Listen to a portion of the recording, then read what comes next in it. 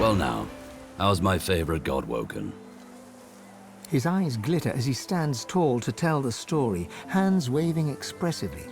You can see it's a story he's used to telling, one he enjoys weaving for an audience. So, underneath the tavern in Driftwood, there's a place I feel right at home. A delightful little hive of scum and villainy. A few months back, I was relaxing down there after a job. Just a hint of Drudenay. You know, a hint. All of a sudden, a tiger prowls in. I jump up, but everyone else is just ignoring it. And then he picks up my scent.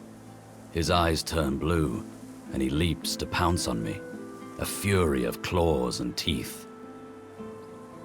I flip the table and start scrambling for my crossbow.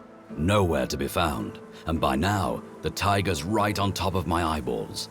So I do the only thing I can think of. I summon Afrit, my soul wolf. And now everybody reacts. Screaming, scrambling around, pelting for the stairs, drinks flying everywhere. And that pesky tiger? Nowhere to be seen. Turns out it was Drudenay messing with me. Stronger stuff than I'm used to. Also turns out some people don't appreciate spectral wolves tearing up the place.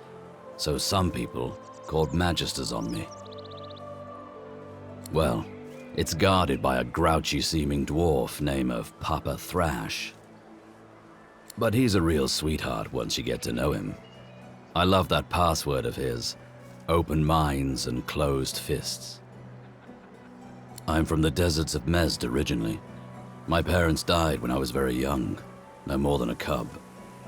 They were spice merchants, killed by bandits as we were trading on the forest roads.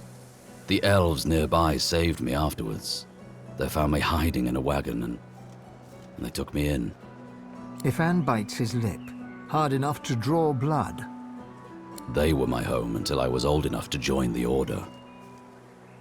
Mother Melody always said I'd have a hard life. She saw it as fact, since I was born under the waxing moon. Ah, a mysterious one. Cool and analytical.